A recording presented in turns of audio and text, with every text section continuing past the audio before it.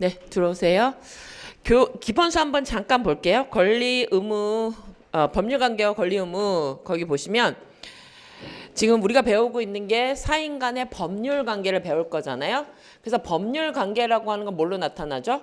권리 의무 관계로 나타나죠. 법적 힘이 권리고 법적 구속이 의무잖아요. 그래서 우리는 지금 사인 간의 법률관계, 즉 권리 의무 관계를 배울 건데 법률 관계라고 하는 게 거기 보시는 것처럼 결국은 권리 의무 관계예요. 그러면 권리가 뭐냐? 이게 이제 우리가 배우는 건데 권리라고 하는 건 뭐죠?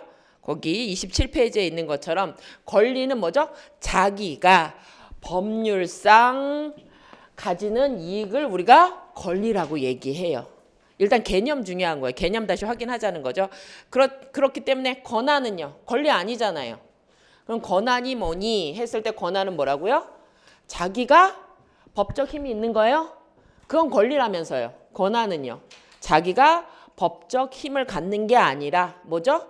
다른 타인을 위해서 내가 법적 효과, 권리 의무를 발생하기를 행위를 할 수 있는 자격을 권한이라고 얘기한다. 그래서 용어를 정확하게 알고 계셔야지 앞으로 우리가 문제를 풀 때 정확하게 개념 정리를 잘 할 수 있는 거예요. 그래서 권리는 뭐라고요? 내가 갖는 법적 힘을 권리라고 얘기하는 거예요. 권한은요. 그래서 우리가 대표적인 권한 나오면 어디 나오는 거야? 대통령 권한이라고 얘기하잖아요. 그럼 대통령은요? 대한민국 대통령으로 행위할 때 자기가 권리 얻는 게 아니라 누가 얻어요? 대한민국이 얻는 거잖아요. 그래서 우리가 뭐죠? 대통령을 권한 대행한다고 얘기하잖아요. 대통령은 권리를 행사하는 사람이 아니라 권한을 행사하는 사람이고 그 권한을 누가 대신 행사할까 이런 거 얘기하는 거예요. 그래서 우리가 용어들을 잘 쓰셔야 돼요. 왜요? 권리라고 안 쓰고 권한이라고 썼다는 얘기는 다른 의미라는 걸 확인하셔야 되죠. 그래서 우리한테 권한의 대표적인 사람들 누구가 있어요? 대리권, 대표권 이런 것들. 그래서 정확한 용어를 알고 계시면 용어만 알아도 어떻게 돼요? 대리관계, 대표관계가 확정돼서 나타날 거예요. 그래서 대리인이나 대표자는요. 권리를 받을 사람이 따로 있다는 게 전제되어 있다는 거예요. 자기는 행동을 하지만 권리 받을 사람이 따로 있겠구나. 이게 벌써 나타나는 거예요. 그래서 대리인이라고 얘기하는 건요. 나는 내가 법적 힘을 갖는 사람은 아니에요. 내가 권리 의무를 갖는 사람은 아니에요. 벌써 얘기하고 들어오는 거라고 말씀드렸었잖아요. 그것처럼 권한이라는 거 확인하시고 권능은요. 권리 안에 있는 여러 가지 힘을 말해요. 그래서 소유권은 우리가 물건이라고 얘기하죠. 물건에 대한 배타적 지배를 여기려고 하는데 그때 소유권 안에는 뭐가 있죠? 사용, 수익, 권능, 사용할 수 있는 힘, 뭐죠? 수익할 수 있는 힘, 그리고 처분할 수 있는 힘 이런 것들이 들어있는 거죠. 권능은 개개의 법률상 힘을 나타내는 거예요. 그래서 묻는 무슨 권능이 있냐. 그래서 전세권자는요. 사용 수익할 힘은 있지만 뭔 없어요. 처분 권능은 없는 거잖아요. 이걸 확인하시는 거고 권한은요. 권한은 법률상 행위를 정당하게 하는 원인이에요. 그래서 점유권은 법률상 원인이 되나요? 사실상 지배권으로 만들어지죠. 그렇죠? 그거에 기해서 뭘 할 수 있어요? 점유보험 청구권 이런 건 할 수 있는 거죠. 하지만요. 점유할 정당한 권한이 있는 거냐 그건 또 다른 거잖아요. 그래서 이제 권한은 어떤 행위를 할 때 정당하게 하는 원인을 얘기해요. 어떤 행위를 할 때. 그래서 용어를 정확하게 쓰셔야 되니까 용어에 대한 거 정확하게 확인하시고 그래서 구체적으로 보면 권리, 내가 갖는 법적 힘의 내용에 따라서 크게 말하면 어떻게 돼요? 아까 얘기한 대로 재산권, 가족권, 인격권 이렇게 나누는 거죠. 그래서 우리가 민법적으로 지금 배우고 있는 거는 재산에 관한 권리, 채권, 물권 이런 거 배우는 거고 가족법, 뭐 친족, 상속 이런 것들이 있는 거죠. 뭐 사원이 갖는 사원권. 그래서 이제 우리가 문제로 나오면 거기 권리가 작용하는 효력에 따라서 지배권, 청구권, 형성권, 항변권 이렇게 나눠지는 것들이잖아요. 그래서 우리가 무슨 권리랄 때 그게 어떻게 작용할 거냐. 그래서 지배권은 뭐죠? 그 객체를 직접적으로 지배하는 거예요. 내가 매수인이라고 해서 매도인을 매도인한테 물건 달라고 때리고 그러면 돼요? 안 돼요? 그런 건 안 돼요. 직접적 힘이 없어요. 그럼 뭐라 해야 돼요? 주세요. 청구권이 발생하죠. 채권적 청구권. 그렇죠? 남의 집 가서 막 때리고 부시고 이런 거 직접적 행사하면 돼요? 안 돼요? 안 돼요. 하지만 물건은 어떻게 돼요? 내가 물건이 나한테 물건이 소유권 넘어왔다. 그 다음부터는요. 내가 소유권이 있다면 뭘 가져요? 사용수익 처분 권한이 있으니까 때리고 막 하는 것도 내 마음대로 할 수 있는 거잖아요. 그래서 우리가 이제 지배권은 별도의 제3자 효력 없이 인정되는 거, 대표적인 걸 뭐예요? 물건 이런 게 여기 해당된다. 청구권은요. 뭐뭐 해주세요 하는 것들로 나타나는 거잖아요. 그래서 계약 관계가 일어나면 아까 매수인은 물건 매매 목적물 나한테 줘 이렇게 요구할 수 있는 거고, 매도인은요. 대금 줘 이런 청구할 수 있는 권리가 만들어지는 거죠. 근데 청구권에는요. 물건 말고 물건도 채권도 다 만들어지는 걸 수 있는 건데 거기 채권하고 청구권은 같아요. 그래서 다른 거라는 거. 아까 얘기했어요. 청구권은 뭐에서도 만들어져요? 채권에서도 만들어지고 물건에서도 만들어지는 거죠. 그래서 채권 안에는요. 아까 채권이라고 하는 거는 특정인에 대해서 하는 권리예요. 특정인에 대해서 갖는 권리인데 거기 안에는 뭣도 있어요? 청구권도 있지만 그래서 채권이 생겼다고 바로 청구권이 만들어져요? 꼭 그런 것도 아니에요. 매매대학 우리 임대차 계약 체결했어요. 오늘. 근데 3개월 뒤에 들어오기로 했어요. 지금 청구할 수 있어요? 없어요? 없어요. 임대차 계약에 따른 채권은 있을지 모르나 지금 청구할 수 있어요? 없어요? 없어요. 그래서 채권하고 청구권 같아요? 달라요? 다른 거예요. 채권에 비해서 청구권도 나오고 나중에 걔가 돈 주면 받을 수도 있고 안 주면 소를 제기할 수도 있고 뭐 이런 것들이 나오는 거지. 뭐가 더 큰 개념이에요? 채권이 더 큰 개념이고 물건에서도 뭐가 만들어져요? 너 내 물건 가져간 거야? 소유권에 기한 물건적 청구권 이런 것들 청구권 나올 거잖아요. 그래서 개념도 정확하게 하셔야 돼요. 그래서 우리가 그 조문집에는 뭐가 없어요? 여기는 조문이 없어서 우리가 구성을 안 했기 때문에 여러분들이 한 번씩 확인을 하자는 얘기예요. 지금 이론 강의니까. 거기 형성권 보시면요.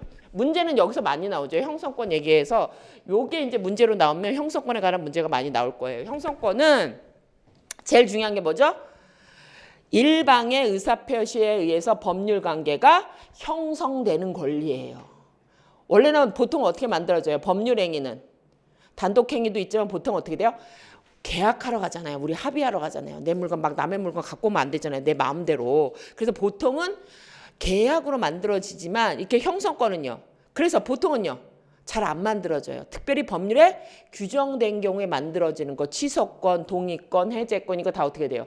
보통은 법률 규정에서 만들어지거나 당사자가 어떻게 돼요? 그래 오케이 이런 경우에 예외적으로 만들어지는 거기 때문에 형성권 제일 중요한 게 뭐죠? 일방의 의사표시. 상대방 동의 필요해요? 안 필요해요? 그러니까 일방은 되게 좋지만 상대방은요. 되게 기분 나쁜 거잖아요. 그래서 여러 가지 문제가 나오죠. 그래서 그 밑에 보는 것처럼 여기는 형성권은 아까 얘기한 대로 사적 자체 반할 소지가 있어서 반드시 당사자의 약정이나 법률의 근거가 필요해서 만들어지는 거예요. 그래서 형성권은 그냥 안 만들어진단 말이에요. 보통은. 그래서 형성권 자체는 아까 얘기한 대로 하나의 의사표시 단독행위로 이루어지는 거기 때문에 상대방은 되게 기분 나쁜데 또 기분 나쁘게 조건을 붙일 수 있어요? 없어요? 없다. 야, 내가 기분 좋으면 행사할게. 나한테 잘 보이면 취소권 행사 안 할게. 뭐 이런 거 하면 안 된단 말이에요. 그래서 원칙적으로 단독행위이기 때문에 조건 붙일 수 있어요? 없어요? 없어요. 근데 예외적으로요. 언제요? 왜 못 붙인다고요? 상대방한테 기분 나쁘니까. 뭐죠? 해로우니까잖아요. 그래서 상대방한테 불이익이 없거나 상대방이 동의한 경우에는 예외적으로 인정된다. 이런 것들이 이제 나올 거고. 형성권은요. 지금 본 것처럼 상대방한테는 되게 불리한 권리이기 때문에 형성권은요. 일정한 기간에 뭐죠? 행사 기간을 정해놓는 게 대부분이에요. 제척 기간. 우리가 알고 있는 것 중에 취소권 146조에서 어떻게 정해져 있죠? 추인할 수 있는 날로부터 3년 또는 언제? 법률행위 한 날로부터 10년 안에 행사하라고 돼 있잖아요. 우리가 대표적인 알고 있는 형사권 뭐죠? 미성년자 단독행위 법률행위에 대한 취소권이잖아요. 그래서 그것들은 무조건 나오는 거니까 여러분들 확인하고 있어야 되는 거죠. 그래서 형성권 종류 중에 대표적이게 제한능력자 법률행위로 인한 동의권이거나 뭐죠? 대리 등의 취소권, 차고 취소권 이것들이 이제 여기서 대표적인 것들이다 하는 거. 그래서 얘는요. 이건 일방의 의사표시만 있으면 인정되는데 예외적으로 재판상 청구하는 것들이 저 뒤에 있어요. 우리는 없어요. 예외적인 게 있다. 이 정도만 이제 확인하시면 돼요. 그래서 또 하나 청구권하고 관련돼서는 우리가 하나는 꼭 외워야 되는 애가 있었죠. 뭐죠? 공유물 분할 청구권은 이름은 뭐라고 써 있어요? 청구권이지만 법적 성질은 뭐라고요? 형성권이다. 그래서 얘가 되게 많이 나온다고 말씀드렸죠. 그래서 저 정도 하나는 외우셔야 돼요. 나머지는 물권 하는 사람들은 되게 중요한데 우리는 공유물 분할 청구권. 그래서 뭐죠? 명칭은 청구권이지만 법적 성격이 형성권인 것도 있다예요. 그래서 이렇게 겉과 속이 다른 애들이 있어서 우리는 이제 괴롭히는 애들은 한 명 정도 쟤는 암기를 하고 있어야 된다. 항변권은요. 항변권은요. 이거 어디서 쓰는 거죠, 우리가? 소멸시효 항변권처럼 항변권은요. 청구를 저지하는 힘이에요. 청구를 저지하는 거절할 수 있는 힘을 말한다. 그래서 항변권은 누가 써요, 주로? 권리자가 무슨 권리에 기해서 어떤 권리를 행사하겠죠. 그거를 저지하는 힘이기 때문에 누가 써요, 주로? 피고가 써요. 피고가 쓰는 권리예요. 그 정도만 확인하시면 돼요. 그래서 우리가 이제 대표적인 게 우리가 계약법에서 배우면 동시행, 쌍무계약상의 동시행 항변권, 그리고 우리가 배우는 것 중에 뭐죠? 소멸시효 항변 이런 것들이 이제 여기에 들어갈 거다 하는 정도 확인하시면 돼요. 그리고 뭐 절대권, 상대권 하면 절대권은 누가 하는 거죠? 절대권은요. 모든 사람한테 효력이 누구한테나 효력이 발생하는 권리. 대표적인 게 뭐죠? 법률행위 무효는요. 누구한테 무효다 원칙적으로. 그래서 우리가 법률행위 흠결이 있을 때 원칙적으로 어떻게 돼요? 유효요건에 흠결이 있으면 효력이 나타나지 않는 무효가 원칙이다. 예외적으로 취소 있는 애는요.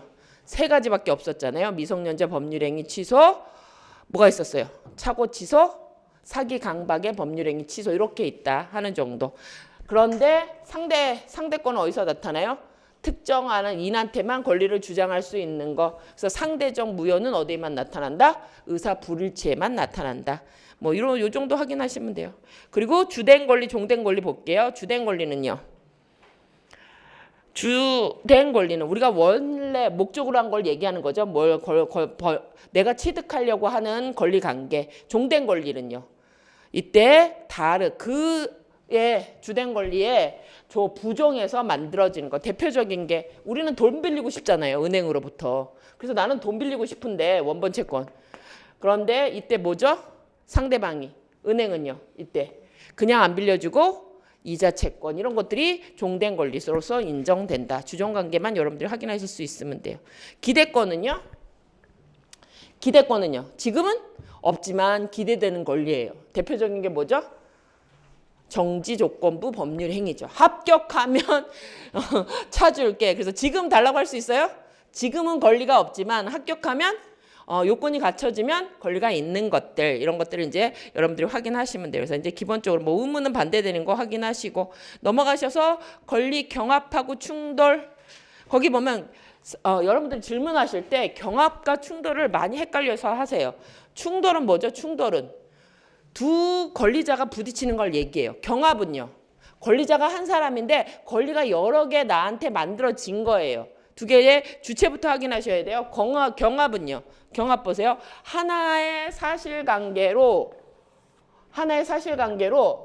여러 개의 권리가 생겨. 누구한테요? 한 사람한테 여러 개가 생긴 거예요. 여러 개가. 그래서 내가 이 여러 가지 권리를 다 쓸 수 있느냐. 이게 이제 경합의 문제예요. 충돌은 뭐라고요? 쭉 넘어가셔서 충돌 보세요. 충돌은 뭐라고요? 하나의 동일한 객체에 여러 개의 권리자가 존재하는 거. 가장 대표적인 게 뭐예요? 아파트는 하나인데 거기 소유자도 있고 전세권자도 있어요. 그럼 누가 그 물건을 쓸까요? 이게 충돌이에요. 물건은 하나예요. 아파트 하나예요. 근데 여기서 뭐라고 얘기하는 거예요? A가 나는 소유권자야. 소유권자는 뭘 갖고 있어요? 소유권자는 아까 권능으로 뭘 갖고 있었다 그랬어요? 사용하고 수익하고 처분할 수 있는 권리가 있다면서요. 근데 여기 누가 있어요? 자, B는 전세권자래요. 전세권자라고 해요. 얘는 뭘 갖고 있어요? 사용, 수익할 권능이 있잖아요. 권능이 있는 거라면서요. 그럼 얘도 사용 수익할 권능, 얘도 사용 수익할 권능이 서로 있다고 주장하면 이 아파트에는 누가 사용할까요? 이게 권리 충돌 문제란 말이에요. 물건은 하나인데 서로 자기가 권리가 있다고 주장하잖아요. 우린 다 알고 있죠. 누가 살아요? 전세권자가 살죠. 왜요? 제한 물건은 소유권을 제한하는 물건이에요. 그러니까 남의 집에 보증금 내고 사는 거잖아요. 내가 쓰려고. 이런 것처럼 충돌이라고 하는 얘기는 거기 보세요. 그래서 여러분들 이제 자꾸 질문하실 때 개념 자체가 혼동되는 게 되게 많아요. 그러니까 권리 충돌은 권리자가 서로 두 명이니까 뭐예요? 서로 싸우고 있다는 얘기예요. 여기 충돌하는 얘기는 뭐예요? 교통사고가 나면 두 개가 차가 부딪혔다는 얘기잖아요. 그래서 충돌은 동일한 객체에 대해서 여러 권리가 존재해서 서로 자기가 권리자라고 주장할 때 누가 이길 거냐 이걸 보셔야 돼요. 그럼 소유권하고 제한물권자하고 부딪히면요. 누가 이겨요? 항상 제한물권자가 이기는 거예요. 소유권자하고 저당권자가 있으면 그 집이 팔리면 누가 가져가요? 저당권자가 먼저 돈을 가져가고 원래는 소유권자만 있으면 소유권자가 자기 집 팔았으면 돈 누가 가져야 돼요? 자기가 가져야 되잖아요. 왜요? 처분 권능이 있으니까 팔으면 누가 가져야 돼요? 원래는 얘가 가져야 되는데 얘가 미리 땡겨 썼잖아요. 그래서 은행한테 저당권을 설정했으면 집이 팔리면 누구부터 줘요? 저당권자한테 돈 주면서 가는 거잖아요. 그래서 이렇게 충돌이라고 하는 건 하나의 물건에서 서로 제한되고 있으면 누가 우선할 거냐 이렇게 물어보는 거예요. 그래서 충돌은 그래서 얘기한 것처럼 언제나 제한물권자가 우선해요. 그래서 소유권자하고 전세권자라고 부딪히면 누가 쓴다고요? 전세권자가 쓰잖아요. 우린 다 알고 있다니까요. 우리 다 알고 있잖아요. 그러니까 보증금을 비싸게 내고 들어갔지. 이게 들어가 있는 거잖아요. 그 소유권자한테 이렇게 얘기하면 법적으로 이렇게 보면 우리 머릿속에서 막 헷갈려요. 소유권자는 다 갖고 있는데 하지만 우리는 현실을 얘기하면 아무도 안 헷갈려요. 그렇잖아요. 왜 남의 집을 왜 그 비싼 돈을 낸 이유가 뭐예요? 너네 집을 내가 사용하려고 하는 거잖아요. 전세금 내는 게. 그래서 항상 제한물권자가 누굴 이겨요? 소유권자보다 우선해서 여기를 쓸 수 있는 거예요. 우선에 갖는 거예요. 그래서 채권 상호 간에는 평등한 거고 물건하고 채권하고 부딪히면 누가 이겨요? 물권자가 이기는 거. 그래서 우리가 물건 가지려고 하는 거고 이런 것들이 충돌이에요. 경합은요. 내가 권리를 어떻게 되는 거예요? 내가 두 가지 권리를 갖는 거예요. 한 사람이 내가 교통사고를 당했어요. 그러면 나는 뭐라 해야 돼요? 상대방한테 불법 행위로 인한 손해배상 청구를 받을 수 있잖아요. 우리 다 알잖아요. 교통사고 나면 돈 받을 거라고. 그걸 어떻게 돼요? 계약 안 했지만 어떻게 돼요? 법률 규정에 따라서 나한테 손해배상 청구권이 생기는 거잖아요. 근데 하필 나하고 둘이 운송계약을 체결해서 내가 버스를 타고 가고 있는 경우다. 그럼 어떻게 돼요? 나는 또 못 달라고 할 수 있어요. 채무불이행. 내가 돈 지급했으니까 날 안전하게 데려다 줘야 되는데 너 나를 아프게 했잖아. 그러니까 채무가 이행됐어요? 안 됐어요? 안 된 거잖아요. 계약을 할 때 어떻게 돼요? 택시 타면 부천까지 가주세요. 부천까지 가는 비용에 뭣도 들어가 있는 거예요. 안전하게 나를 거기에 데려다 주는 것도 계약의 내용으로 들어가 있단 말이에요. 근데 잘못해서 교통사고를 내서 내가 부천에도 못 가고 다쳤다 그러면 어떻게 돼요? 채무불이행으로 인한 손해배상 청구권 두 개가 만들어지는 거예요. 나는 근거가 어떻게 돼요? 390조에 따른 채무불이행 책임과 750조에 따른 불법행위 책임 두 개를 주장할 수 있는 근거가 만들어진 거예요. 그럼요. 내가 이때는요. 이걸 쓰든지는 누구 마음이에요? 내 마음이에요. 이게 경합이에요. 이게 경합이에요. 그래서 경합은 내가 여러 가지가 권리가 있을 때 내가 뭘 선택할까? 두 개 다 인정되냐? 이런 얘기란 얘기예요. 이런 얘기예요. 그래서 특별법 일반법 관계가 아니라면 특별법 일반법 관계면 뭐만 적용돼요? 두 개가 다 적용될 것 같지만 우리 민법에 임대차 규정이 있고 주택 임대차 규정이 있을 때 주택은 뭐만 적용돼요? 주택 임대차법이 우선 적용될 거잖아요. 이런 경우 그래서 경합 모습 보면 거기 밑에 보면 법적 경합 두 개가 다 적용될 거고 보이지만 결과적으로는 하나만 적용되는 거. 이건 일반법 특별법 관계에 있을 때만 그렇고 나머지는요. 그냥 둘 중에 하나 내가 선택해서 주장할 수 있다. 이 정도 이제 확인하시면 돼요. 그래서 쭉 넘어가셔서 이제 권리와 관련된 우리 지금 뭐 배우는 거라고요? 민법은 사인 간의 권리 의무 관계에서 배울 거예요. 그렇죠? 앞으로 1조에서 사인 간의 분쟁이 나타나면 법률 그 다음에 없으면 간습, 그 다음에 조리를 가지고 판단할 거잖아요. 그러면 이제부터 판사가 다뤄야 될 얘기는 뭐죠? 사인 간의 권리 의무 관계를 다룰 거잖아요. 그랬을 때 2조 볼게요. 2조 뭐라고 돼 있어요? 2조는 권리의 행사와 의무의 이행은 어떻게 하래요? 신의에 쫓아 성실하게 하래요. 똥이에요? 된장이에요? 이렇게 했으면요. 법적 문제가 발생해요? 안 해요? 안 해요. 그렇죠? 근데 왜 이 규정을 뒀냐 하는 거예요. 여기는 일단 제가 항상 얘기하지만 신의성실의 원칙은 조문에 있어요, 없어요? 있어요예요. 이거부터 시작하셔야 돼요. 그래서 여기부터는 우리 조문 합격 거기 조문집 놓으시고 그 조문집을 보시던지 아니면 정리자료 볼게요. 정리자료 보시면 오늘 나눠드린 정리자료는 한 장에 다 들어가게 만들어 놨어요. 그 교재에서는 잘렸잖아요. 그랬을 때 이제부터 이제 우리가 할 게 이거예요. 오늘 하셔야 되는 게 2조가 지금 본 것처럼 뭐라고 돼 있어요? 권리 행사와 의무의 이행은 신의에 쫓아서 하여야 한다. 권리는 남용하지 못한다. 조문에 있어요? 이거부터 하시긴 하셔야 돼요. 사적 자치는 조문에 있어요, 없어요? 조문에 없어요. 그렇죠? 하지만 신의 성실은 조문에 있어요. 근데 항상 문제는 어떻게 나와요? 신의 측에 관하여 옳은 것을 찾아라. 뭐예요? 조문에 없는 것처럼 나와요. 조문에 있으면 조문의 효력이 어떠냐에 따라서 강행 규정, 임의 규정 나눌 거잖아요. 그럼 일단 조문이 있다는 것부터 확인하셔야 되는 거예요. 그런데 2조는 뭐라고요? 2조는 강행 규정이에요. 아까 뭐라고 그랬어요? 1조에서 우리는 사인 간의 법률 관계가 분쟁이 발생하면 다 못 쓸 걸 알아. 그렇지만 일단은 성문법을 찾아볼게. 그게 법률이었잖아요. 그리고 간섭법도 찾아볼게. 그래도 못 찾으면 우린 뭘로 판단한다 했어요? 사물의 본성, 인간이면 당연히 갖춰야 될 조리에 가서 판단할 거잖아요.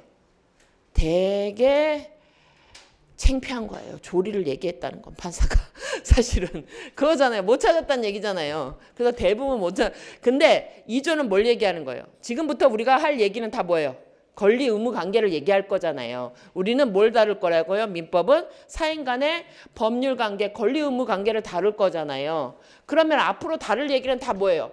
권리 행사 의무에 대한 이행에 대한 얘기일 거잖아요. 근데 아까 얘기한 대로 다 못 적을 거 알고 있었다고 얘기했잖아요. 다 못 적을 거잖아. 그러면 내가 못 적더라도 너네들이 권리 행사 의무 이행을 어떻게 해야 돼요? 성실하게 해야 돼. 안 하면. 성실하게 안 하면 뭘로 하겠다는 얘기예요? 무효로 만들 거야가 여기 들어가 있던 내용이에요. 속안에. 우리들이 어떤 행위를 할지 판사가 알아요? 몰라요? 몰라요. 너네들 앞으로 무슨 행위를 할지. 판사가 알았겠어요? 앞으로 뭐 코인을 만들어서 그런 행위를 할지? 생각도 못했을 거잖아요. 그래서 항상 법은 사건이 일어난 다음에 규율한다고 그러잖아요. 맨날 뭐 규율 뭘 안 만들었다고 맨날 날린 거잖아요. 그러니까 여기도 그런가. 내가 앞으로 어떠한 권리 의무를 갖게 될지 난 모르는데 어쨌든 성실하게 해. 성실하게 안 하면 난 뭘로 만들 거야? 무효로 만들 거야. 강행 규정이에요. 그래서 2조는 나오면 제일 많이 틀린 게 뭐죠? 신의칙이라고 물어보기 때문에 조문이 있는 걸 생각을 안 하는 게 문제예요. 조문이 있다예요. 그럼 저 법적 효력이 뭐라고요? 무효로 만든 강제 규정이란 말이에요. 강행 규정. 왜요? 판사가 뒤에 규정을 다 찾아봤는데 못 찾았어요. 근데 그것이 권리 의무 행사에 관한 것인데 못 찾았으면 뭐라고 얘기하는 거예요? 너는 성실하게 행사하지 않아서 무효야. 이렇게 얘기하려고 하는 거예요. 그래서 여기는 강행 규정이에요. 그럼 규정이 있다죠. 규정은 우리보다 누가 더 잘한다고요? 판사가 더 잘 알아요. 그러니까 판사가 어떻게 돼요? 2조에 따라서 넌 무효다라고 얘기할 거잖아요. 왜요? 조문을 찾아볼 거라는 얘기잖아요. 특히 민법부터 찾아볼 거 아니에요. 그러니까 직권으로 너는 무효야. 이렇게 얘기할 수 있는 조문이에요. 근데 여기는 어떻게 하지 말라는 게 들어가 있어요? 없어요? 뭘 하지 마. 이런 게 들어가 있어요? 없어요? 없잖아요. 그래서 일반 규정이고 추상적이고 백지 규정이에요. 왜요? 맨 마지막에 쓸 조항이란 얘기예요. 왜요? 1조에서 실토했다고 얘기했잖아요. 다 못 적을 거잖아요. 다 못 적을 거잖아요. 그러니까 내가 아무리 찾아도 없었는데 그것이 권리 의무에 관한 것이라면 나는 어떻게 돼요? 2조에 따라서 무효야라고 쓸 조문으로 만들어 놓은 거란 말이에요. 그러니까 제가 뭐예요? 사실은 조리의 구체적인 표현이 이거예요. 사람이면 당연히 신뢰에 맞게 성실하게 행사해야지 그게 사람이지. 이게 여기 안에 들어가 있는 거예요. 1조에서 뭐라고 그랬어요? 내가 법률 규정을 찾아볼게. 어떻게 쓴 것도. 조약, 규칙 다 찾아볼게라고 하는 거잖아요. 민사하고 관련된 거는. 그래도 없으면 간섭법도 찾아볼게. 그래도 없으면 어떻게 돼요? 인간이라면 당연히 해야 할 도리에 따라서 판단할 거라는 얘기잖아요. 근데 그게 뭐예요? 신의 성실이잖아요. 인간이라면 신뢰를 줬으면 그렇게 성실하게 행동해야지. 사실은 이 조리의 대표적인 게 2조예요. 사람이라면 당연히 신뢰에 맡겨서 행동해야지. 나중에 뒤통수 치고 이러면 돼요, 안 돼요? 그거 안 된다가 여기 들어가 있다는 얘기예요. 그래서 2조는 여러분들이 제일 머릿속에 갖고 있는 게 뭐라고요? 조문이 있다부터 시작하는 거예요. 근데 문제는 항상 어떻게 나온다고요? 신의칙에 대한 설명으로 꼭 뭐같이 나와요? 사적 자치 이것처럼 느껴진단 말이에요. 사적 자치 조문 없잖아요. 그러니까 조문이 없는 것처럼 생각하지만 뭐라고요? 규정이 있고 더구나 얘는 뭐라고요? 강행 규정이에요. 어긋나면 뭘로 만들 거라고요? 효력을 없게 만들 규정이란 얘기예요. 이걸 잘 확인하셔요. 그래서 여기는 어떻게 돼요? 더 이제 적용 범위가 사법관계 다 적용돼 있죠. 왜요? 민법은 사인 간의 권리 의무 관계를 규정한 거라면서요. 근데 이건 권리 의무 관계에 대해서 신의성실하게 하라니까 민법이 다 적용되겠죠. 민법은 뭐와 관련된 얘기니까? 사인 간의 법률 관계, 권리 의무 관계일 거잖아요. 그럼 민법은 다 적용되겠죠? 그렇죠? 근데 여기 뭣도 적용돼요? 공법도 적용돼요. 왜요? 우리가 헌법을 최고법이라고 하지만 법의 기본법은 민법이에요. 우리가 헌법 없을 때도 매매계약은 다 체결했어요. 그렇잖아요. 옛날에 거기 뭐죠? 물물 교환할 때도 다 했잖아요. 법 없을 때도 뭐 했어요? 너 2개 줄게, 난 1개 줄 거니 뭐 이렇게 계약하고 다 했단 말이에요. 그래서 법이라고 하는 건 법 체계가 만들어지는 거지만 헌법이 나중에 만들어진 거예요. 사실은 뭐부터 만들어졌어요? 사인 간의 법률 관계부터 만들어졌겠죠. 그래서 여기는 이건 뭐죠? 모든 사법관계, 공법은 뭐예요? 민법의 특별법인 거예요. 조문으로 보면. 특별히 뭐 해야 돼요? 법률 의무, 법률 관계 중에서 국가와의 관련을 적용하는 게 공법이잖아요. 그러니까 공법은 특별히 국가하고 관련해서는 이런 걸로 해라 하는 걸 적어 놓은 거고 그거 아닌 것들은요. 거기에 적용 없는 건요. 민법의 규정에 따르도록 돼 있어요. 조문에. 그래서 우리가 민법을 그래서 여러분들이 다 민법 배우는 거예요. 왜 다른 법들 시험 보는데 다 민법 봐요? 헌법은 안 배우는 데가 헌법을 안 보는 데가 되게 많잖아요. 민법 보는 건 되게 많잖아요. 헌법은 몇 군데 안 봐요. 생각보다. 헌법 보는 데는 저기 무슨 사법시험, 경찰 이런 데나 보지 뭐죠? 공무원 될 사람이나 공부하지 따로 헌법 공부하지 않잖아요. 우리는 뭘 봐요? 근데 민법은 다 공부한단 말이에요. 민법 청칙은. 왜요? 법률 관계의 기초기 때문에 그래요. 그래서 여기는 제일 중요한 게 뭐라고요? 공법에도 적용돼요. 사실은 신의칙은 공법에서 더 많이 적용돼요. 여러분들 행정법 배울 때 거기 나오는 거 그게 뭐예요? 구체적으로 한계된 게 비례원칙이에요. 비례원칙이 신의성실이 구체화된 게 비례원칙이에요. 신뢰에 맞게 해라. 그걸 어떻게 되는 거예요? 공무원이 하는 거기 때문에 나는 비례 안 맞고 쟤는 2번 해주고 왜 나는 1번 해줘? 뭐 이런 거잖아요. 이런 것들 이게 다 맞춰서 만들어 놓은 거란 말이에요. 그래서 거기 보시고 그래서 여기는 2조는 뭐라고요? 모든 사법관계뿐만 아니라 어디도 적용된다고요? 공법관계. 왜요? 공법관계도 권리의무관계일 거 아니에요. 어차피. 근데 어떤 권리의무관계예요? 공적인 국가하고 관계에서 권리의무관계가 공법일 거잖아요. 우리는 사인 간의 법률 관계를 다룰 뿐인 거지. 그래서 여기는 기본 관계는 이게 제일 중요해요. 처음에 공부할 때는 신의성실은 2조에 있고 이 규정은 뭐라고요? 강행 규정, 무효로 만들 규정이고 그리고 어떻게 돼요? 최후에 다 찾다가 못 찾을 때 판사가 어떻게 해요? 민망하게 2조라고 쓰는 거예요. 모든 관계가 권리 의무 관계일 거 아니에요. 그러면 그 관계를 쓸 때 2조라고 얘기하는 거예요. 2조라고 얘기할 거예요. 요거 확인하시고. 그래서 적용 범위를 보면요. 아까 신의성시잖아요. 너가 나를 믿게 했잖아. 그래서 내가 정당하게 믿었잖아. 근데 네가 믿음에 반했다고? 그러면 믿음에 반하는 행위는 하지 마. 이게 가는 게 신의성실의 원칙이란 말이에요. 그래서 구체적으로 여기 아까 얘기했어요. 뭐가 됐어요? 일반 조항. 가장 넓게 쓸 조항이고 추상 조항. 구체적으로 뭘 얘기 안 해놨잖아요. 여기 백지 조항이라는 건 얘기는요. 판사가 2조에 해당하는 거예요. 이걸 판단할 거란 얘기예요. 그래서 거기 보시면 2조는 이제 다 쓰일 거예요. 뭐라고 했어요? 권리를 없는 것도 만드는 거. 발생하게도 하고 어떻게 돼요? 있던 교도 변경하고 있던 권리도 소멸하게도 하고 어떤 거예요? 법이 뭔가 빠졌으면요. 법을 보충하는 기능도 하고 법률행위 해석 기준 다 써먹을 거란 말이에요. 그래서 우리가 뭐라 했어요? 백지 조항이고 추상 조항. 추상이기 때문에 어떻게 돼요? 구체적으로 이게 여기에 해당하는 거야. 다 집어넣으면 이게 다 될 거란 얘기예요. 그래서 2조가 사실은 제일 어려운 조항이에요.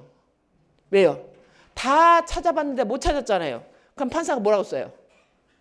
2조 위반 이렇게 쓸 거란 얘기예요. 2조 위반으로 쓸 거예요. 그래서 우리가 이걸 뭐라고 얘기한다고 그래서 추상조항, 최후조항, 비상조항 이렇게 얘기하는 거예요. 일반조항. 그래서 거기 보면 없던 권리도 신의칙에 따라서 만들어지기도 해요. 또 어떤 권리는요. 변경되기도 하고 어떤 권리는요. 있는 권리도 쓰지 못하게 되는 행위가 나타나기도 한다는 얘기예요. 그래서 효과는요. 그런 권리를 행사할 수 있어요? 없어요? 효력이 없게 만드는 거잖아요. 저지하는 효과로 만든다. 하지만 얘도 모든 곳에 적용되는 건 아니에요. 이조와도 한계가 있어요. 그래서 제일 많이 나오는 답은 뭐예요? 제일 많이 출연하는 게 적용의 한계예요. 제일 중요한 게 아까 뭐라고 얘기했었죠? 이조가 있다부터 확인해서 하셨죠. 이조에 조문이 있다. 근데 규정이 뭐라고요?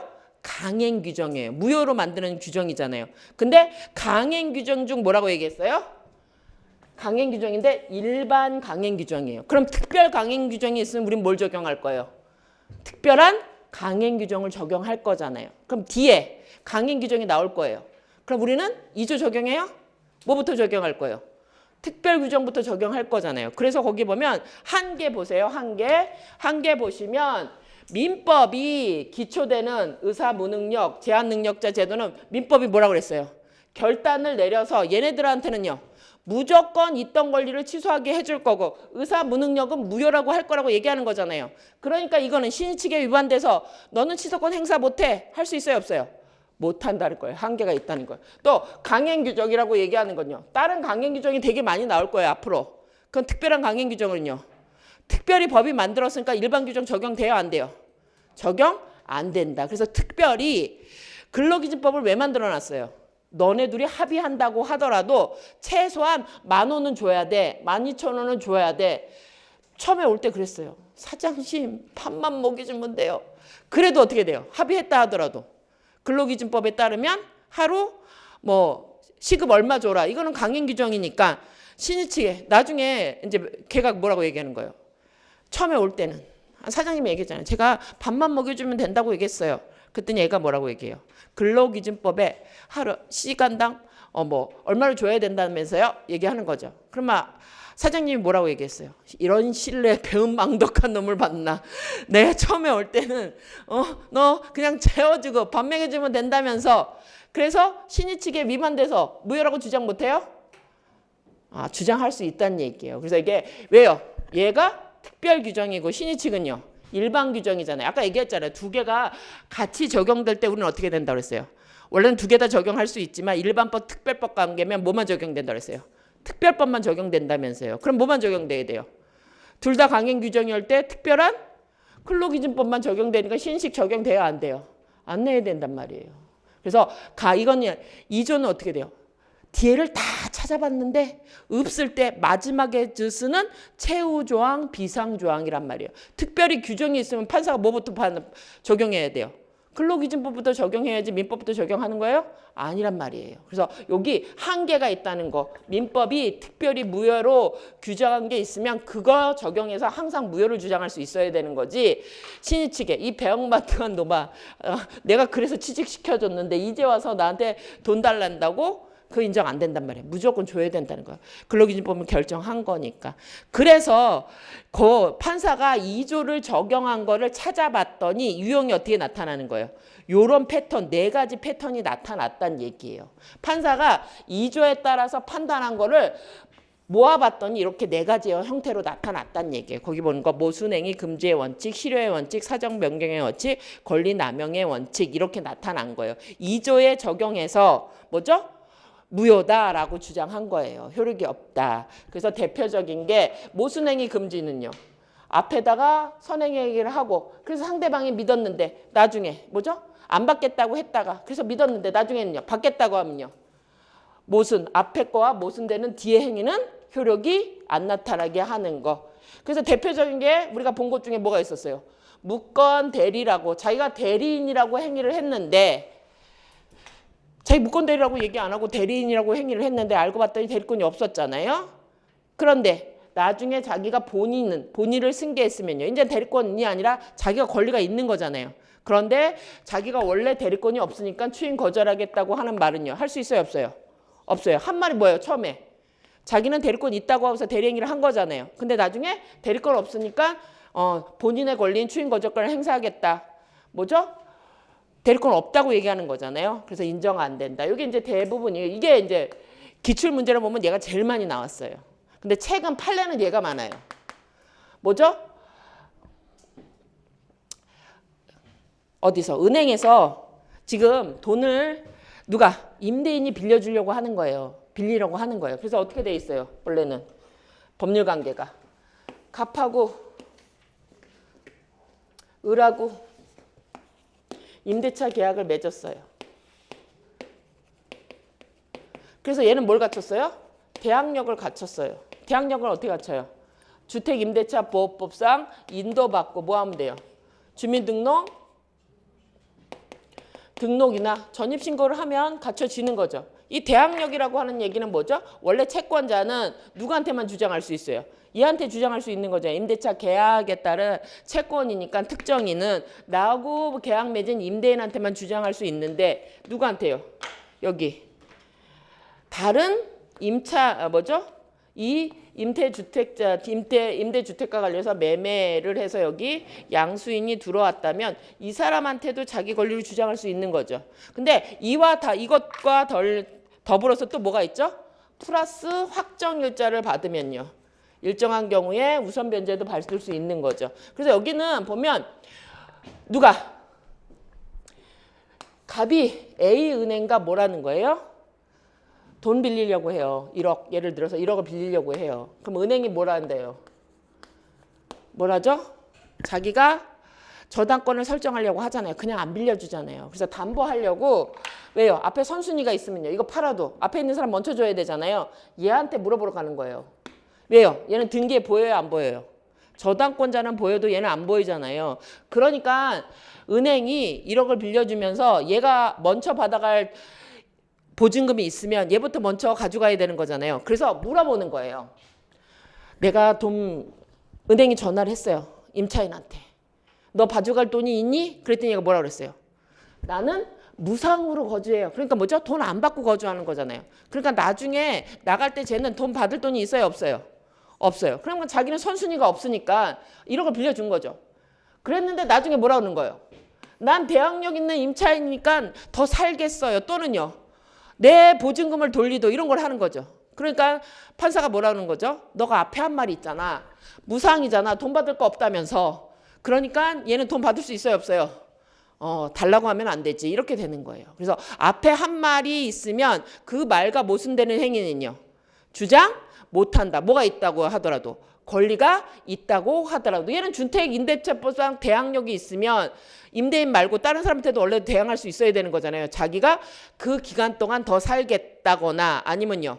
우선 변제 받아서 나가겠다거나 이걸 다 주장할 수 있지만 자기가 뭐라고 얘기했어요? 무상이라고 하는 얘기는요. 받을 돈 없다고 얘기했으니까 얘는 대항할 수 있어요? 없어요? 대항 못한다요. 그래서 신의칙상 권리가 있었지만 자기가 말을 잘못해서 권리 행사를 저지하는 거. 이걸 우리가 이런 경우가 판례는 얘가 훨씬 많아요. 근데 문제는 여태까지 이게 제일 많이 나왔다는 얘기예요. 요거 정도 보시면 돼요. 나머지는 실효의 원칙은 뭐죠? 여기는 권리가 있었음에도 불구하고 장기간 불행사하고 상대방이 어떻게 돼요? 이제는 행사 안 하겠지 정당한 권리가 있을 때 새로 권리를 행사하면요. 행사할 수 있어요? 없어요? 이거는 이 권리 행사가 저지되는 거죠. 뭐죠? 권리가 있다고 해도 이게 들어가 있는 거죠. 그래서 보시고 그렇다고 하더라도 모든 권리가 실효 원칙에 적용되는 게 아니라 처음부터 포기 못하는 인지청구권은요. 아버지라고 안 불렀다고 하더라도 아버지가 아닌 게 아니죠. 이런 것들이 있다 하는 거 정도 확인하시고 그래서 거기 사정 변경의 원칙이라고 하는 거는 원래는 어떻게 돼요? 계약은 체결된 대로 이루어져야 되는 거예요. 그러니까 계약을 체결하는 거죠. 믿는 거죠. 그런데 일정한 경우에는 예외적으로 사정 변경의 원칙이라고 해서 인정되는데 사정 변경의 원칙이 인정되기는 되게 어려운 거예요. 왜요? 법률행위 성립. 우리는 항상 민청은 뭐죠? 기준이 언제예요? 법률행위 성립 당시를 기준으로 하잖아요. 나중에 바뀌는 거 우리요. 개념에 들어가요? 안 들어가요? 안 들어가요. 우리는 계약할 때만 따지는 거잖아요. 나중에 코인이 그렇게 뚝 떨어질 거면 안 샀을 거라는 거잖아요. 나중에 거는 판단하지 않아요. 하지만 성립 당시에 객관적 사정이 현저하게 변경됐어야 돼요. 기초되는 사정이.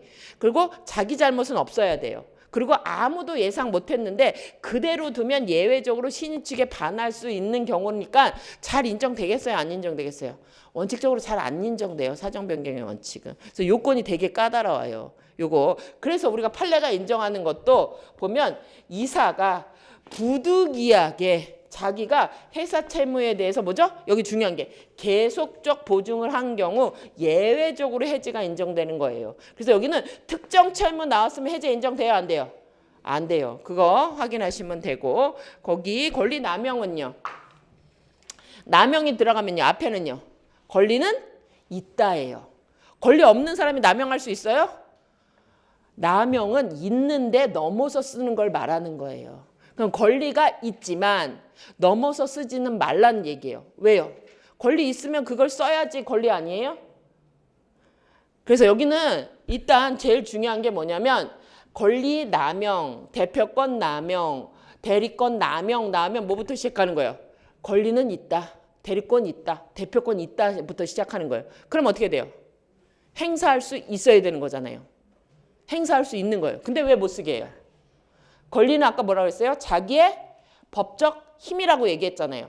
그런데 얘가 어떻게 되는 거예요? 권리도 있고 행사할 수 있어요. 근데 뭐가 문제예요? 권리는 정당한 이익이 자기가 법률상 행사할 수 있는 법적 힘이라고 얘기했었잖아요. 근데 자기는 권리에 정당한 이득이 없어요. 힘이 이익이 없어요. 자기는. 권리는 아까 뭐라고 했어요? 권한과 달리 자기가 법적으로 얻는 이득이라고 얘기했잖아요. 근데 권리는 있지만 자기가 그걸 행사하는 거는 아무런 이득이 없는 행위예요. 근데 왜 권리를 쓰냐는 거예요. 권리는 아까 뭐라고 했어요? 법적 이익이었잖아요. 근데 자기는 아무 이익이 없어요. 그러니까 본래 권리의 목적은 아까 뭐라고 했어요? 권리는 자기가 법적으로 이득을 봐야 되는 게 권리라고 얘기했잖아요. 근데 자기는 법률상 이득이 하나도 없는 행위예요. 그 행위를 하는 게 자기한테는 이득이 하나도 안 돼요. 제가 얘기했잖아요. 그 판례 중에 대표적인 판례예요. 자기는 몇만 평의 산이 있는 거예요. 이만큼의 산이 있는데 써요? 한 땅도 안 써요. 자기는 원래부터 땅 안 써요. 근데 이게 자기 땅인 건 맞을 거잖아요. 그쵸? 자기 땅인 건 맞는데 여기다가 학교가 요만큼을 넘어서 줬어요. 학교를. 요따마시 넘어서 썼어요. 근데 학교가 남의 땅에다 이거 지면 돼요? 안 돼요?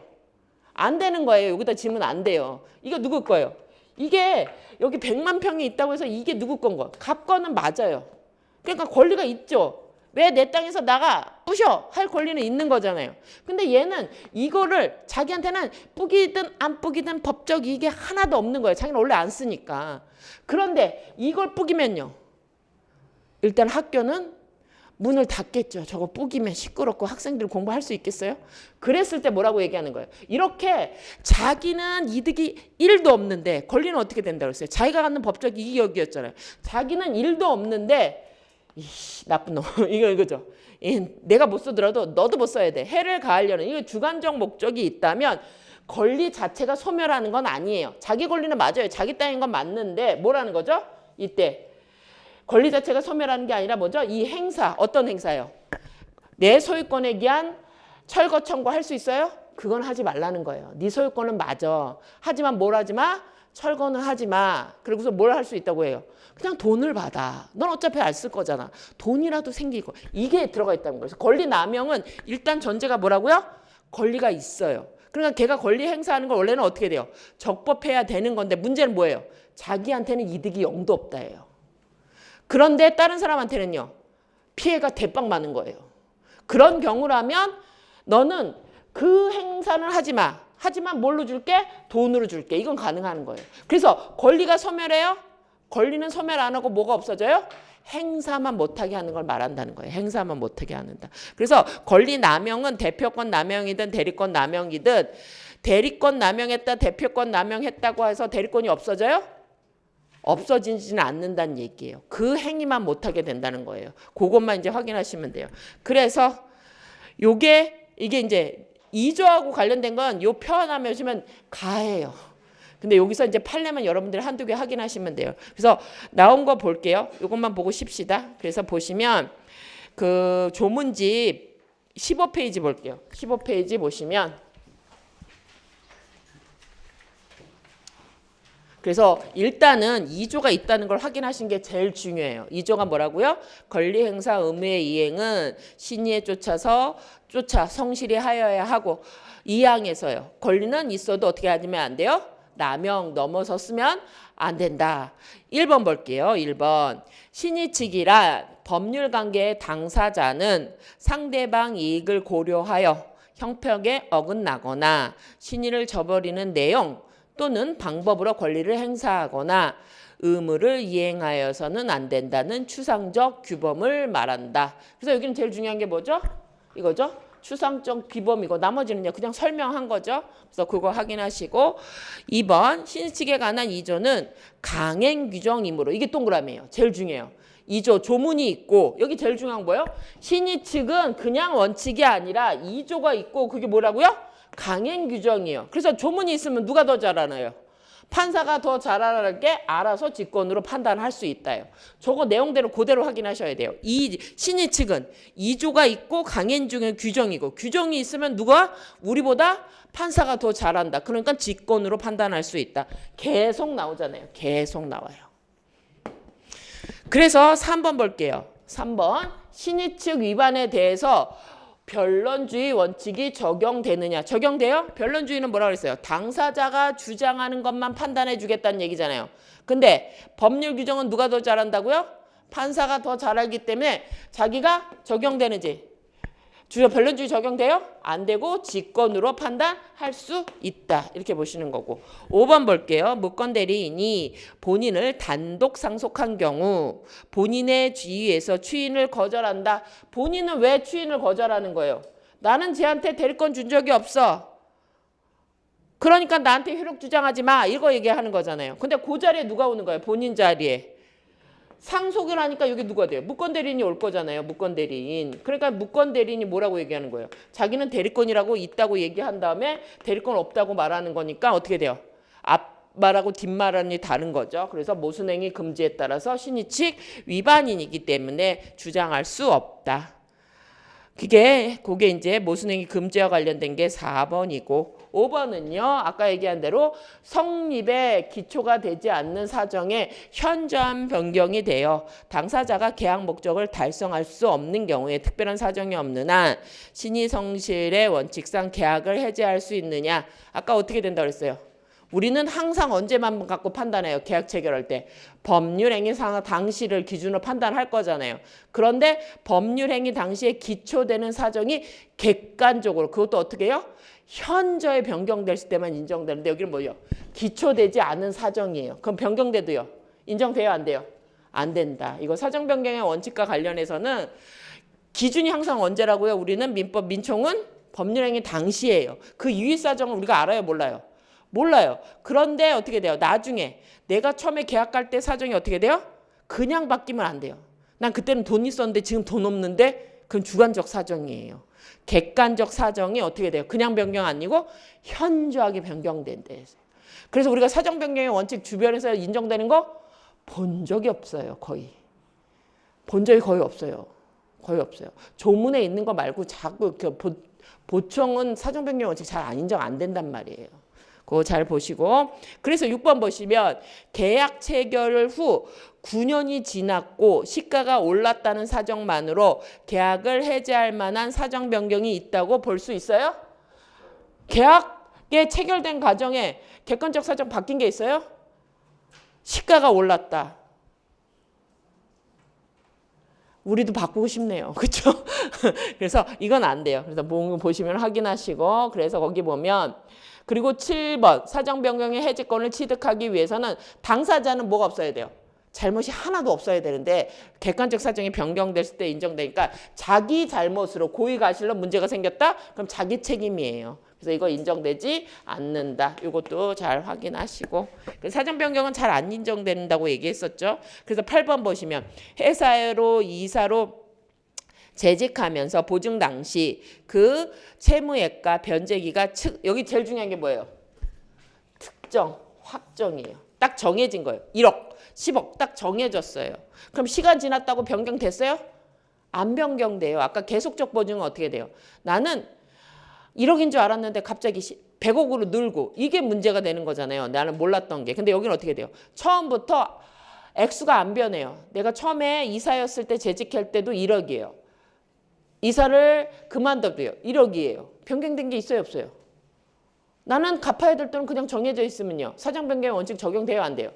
안 돼요. 아까 얘기했듯이 사정 변경의 원칙은 잘 안 인정돼요. 그럼 우리 저도 다 해지하고 싶어요. 코인. 요새 조금 올라가긴 하더라고요. 조금 올라가긴. 그런 것들 있잖아요. 사후에 지나서. 그 바꿀 수 없잖아요. 그래서 거기 보면 거기 책임 있는 자기 잘못이에요. 특히 여기는 자기가 당사자의 자기 잘못으로 책임이 뭐예요? 고의가실이잖아요. 자기가 고의로 가실로 생긴 거라면요. 채무불이행은 물을지 모르나 이게 사정 변경을 이유로 해제할 수는 없는 거고. 8번 회사 이사로 재직하면서 보증 당시 그 채무액과 똑같은 내용. 또 읽었네요. 죄송해요. 넘어갑시다. 그래서 그 9번도 마찬가지죠. 특정 채무를 보증하는 일반 보증의 경우에는 채권자의 권리 행사가 신의 측에 비추어 용납할 수 없는 성질의 것일 때 보증인의 책임 제한은 할 수 있다요. 이거 이제 헷갈리지 말으셔야 돼요. 여기가 우리가 보면 해제하고 해지는 뭐죠? 해제하고 죄송해요. 일부러 그런 것 같잖아요. 조는 사람 깨우라고. 그런 거 아니에요. 손이 미끄러졌어요. 그래서 우리가 해지는 뭐죠? 해제는 계약이 소급적으로 효력을 잃는 거고 해지는요. 앞으로 장래적으로 효력을 없는 거예요. 그럼 뭐가 차이죠? 예를 들어 봅시다. 완전히 다른 얘기예요. 해제하고 책임 제한은 완전히 다른 얘기예요. 예를 들어서 내가 여기서 이사가 됐어요. 그리고 내가 이 10년 동안 뭘 해요? 계속적 보증 관계를 맺었어요. 그런데 내가 회사를 있었으면 되는데 여기서 어떻게 돼요? 퇴사를 했어요. 잘렸어요. 그러면 원칙적으로 따지면 아까 얘기한 대로 처음부터 내가 이사였을 때 얼마? 5억을 특정 보증했다. 그럼 내가 퇴사했어도 이건 변해야 안 변해요? 안 변하니까 이거는 사정 변경의 원칙에 의해서 어떤 제한을 할 수 있어요, 없어요? 이건 못한다예요. 근데 문제는 이렇게 보증하고 있는데 자기는 이때 1억에 대한 회사 보증에 대해서는 알고 있었어요. 근데 끝나고 났는데 회사가 100억 채무를 져서 여기 자기가 보증 채무를 100억을 져야 된다. 이게 문제인 거예요, 이게. 그럼 해제라고 하면요. 아까 얘기한 대로 이 이사가 이렇게 10년 동안 계속적 보증에 대해서 이사기 때문에 부득이하게 회사 채무를 보증했고 사정 변경이 어떻게 돼요? 나는 이제 회사의 임원이에요, 아니에요? 아닌 경우에 어떻게 돼요? 앞으로 전체 다 난 책임을 안 진다. 이게 해지예요. 이제는 보증의 효력이 있어요, 없어요? 그럼 나는 이 100억에 대해서는 1도 책임 안 지는 게 해지예요.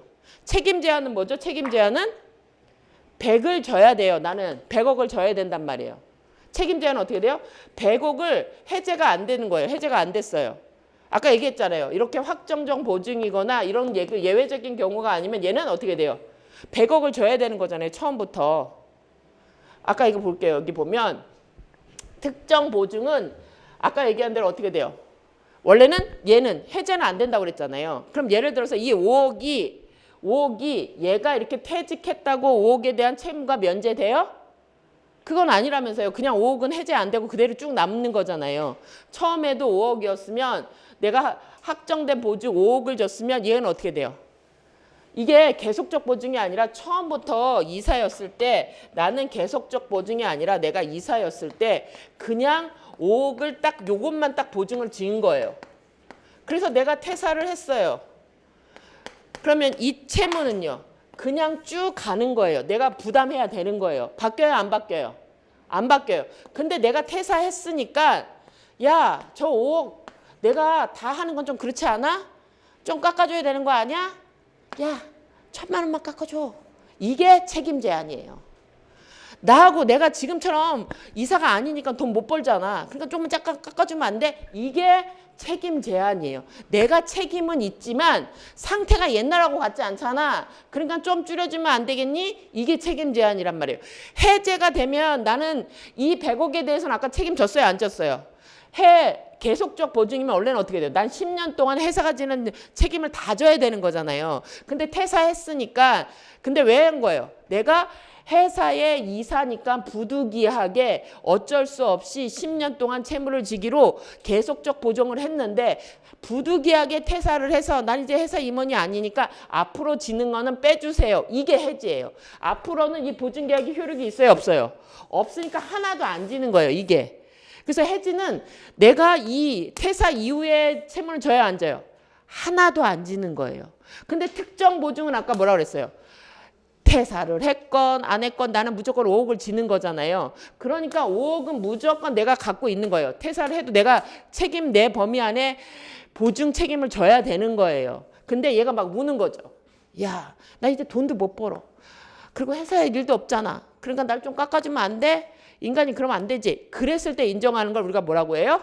책임을 지지만 조금 줄여주면 안 되겠니예요. 여기 해지하면요. 처음부터 이 내가 책임지는 보증 범위 안에 들어가요? 안 들어가요? 안 들어간단 말이에요. 그래서 해지가 인정되기 위해서는 원칙적으로 어떻게 돼요?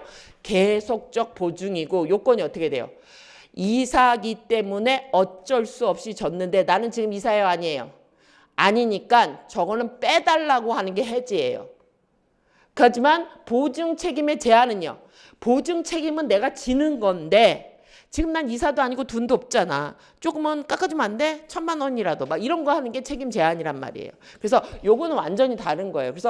그래서 책임 제한은요. 해제는 안 되지만 해제는 안 되지만 뭘 할 수 있어요? 책임 제한을 할 수 있다요. 두 개는 완전히 다른 문제라는 걸 확인하셔야 돼요. 해지나 해제는 뭐죠? 유효하게 성립된 계약이 소급적으로 소멸하거나 아니면 장래적으로 효력을 잃는 거잖아요. 근데 책임 제한은요. 책임을 지는데 얼마만 좀 줄여주면 안 돼? 10%만 뭐 이런 거 하는 거란 말이에요. 그래서 이거는 두 개는 완전히 다른 문제니까 그거 잘 확인하세요. 그리고 10번 권리 남용이 인정되기 위해서는 권리 행사로 인한 권리자의 이익과 상대방 이익 사이의 현저나 불균형이 있어야 돼요. 아까 얘기한 대로 나는 1도 권리 행사가 아닌데 상대방은 엄청나게 불이익이 있다. 그럼 뭐죠? 권리가 있더라도 행사하지 말아라 이렇게 들어가는 거죠. 다 하다가는 목이 날아가겠죠? 그럼 여기까지 하고 잠시 쉬었다가 요거 보고 문제도 하나 풀어야 되니까 잠시 쉬었다 볼게요. 잠시 쉬겠습니다.